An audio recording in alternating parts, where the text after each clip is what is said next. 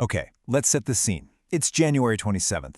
Most of us are probably just getting our day started, but over in China, the central bank makes this huge move. And when I say huge, I mean it sent shockwaves through the entire global financial system.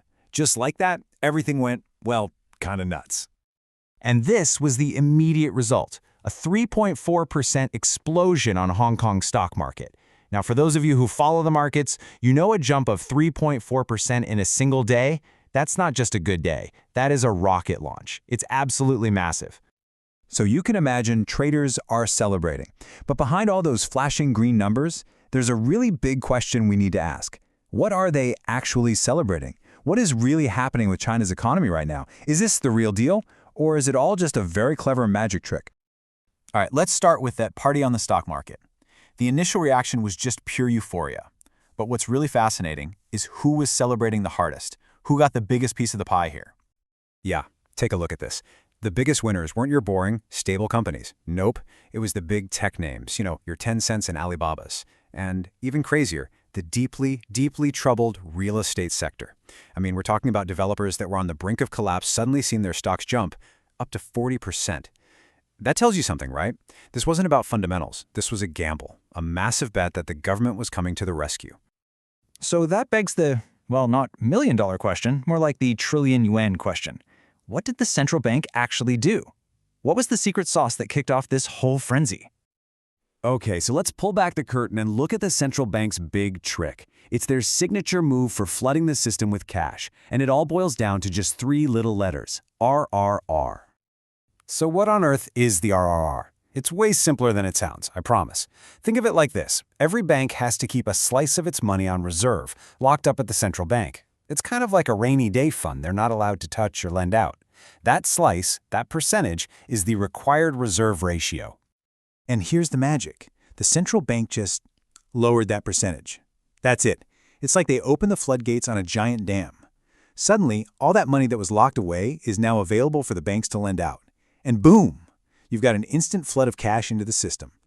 And we are not talking small change here. We're talking about 1 trillion yuan. To put that in perspective, that's roughly 140 billion US dollars.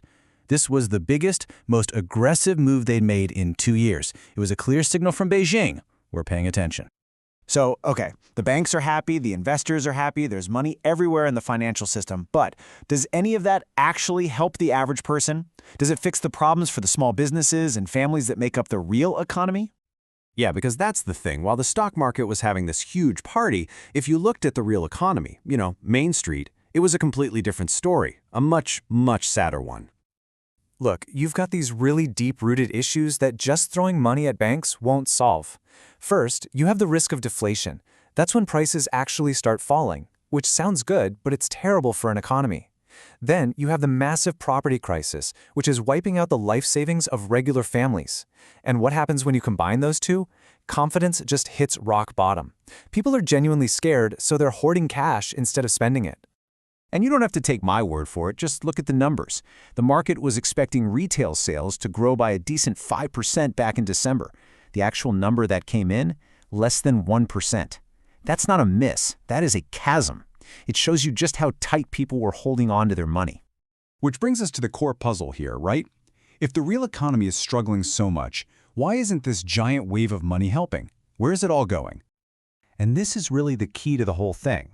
It's what some are calling the Great Disconnect. There's this huge gap between the money being pumped into the financial system and the economy where you and I actually live and work. There's actually a classic economic saying that describes this perfectly. Economists call it pushing on a string. It's a simple idea, but man, does it nail what's happening here. So what does that mean, pushing on a string? Well, think about it. You can't push a string, right? You can only pull it. The central bank is pushing. They're making it super cheap to borrow money, but they can't force people and businesses who are nervous about the future to actually take those loans. So the money just sits there. It gets stuck in the financial system, bouncing between big banks and state-owned companies, and it never gets to the people who really need it. And what you get is this bizarre tale of two economies. You've got the financial world, which is swimming in cash. Stock prices are flying high. It's a party. But then you have the real world, which is just starving for demand because families are too worried to spend. The stimulus is pouring gasoline on one fire while the other one is barely a flicker. So it seems pretty clear this current plan isn't a long-term fix. That raises the big question, what now? What are the real options on the table for China to get its economy back on its feet? All right, let's talk about the future. Given everything we've seen, analysts are basically mapping out 3 possible roads ahead for China's economy. Let's walk through them. Okay, so here are the 3 big possibilities. The most likely one, the one with about a 60% chance, is called managed stabilization. You can just think of this as muddling through. The government keeps applying these little fixes, these stimulus patches, to stop things from totally falling apart, but they never solve the root cause.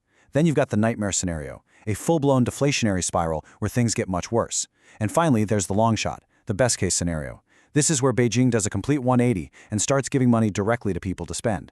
But as you can see, analysts think that's the least likely outcome.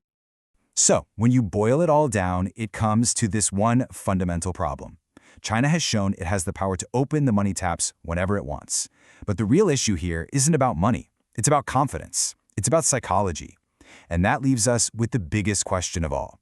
Can you really use a financial tool to force an entire country to believe in its future again?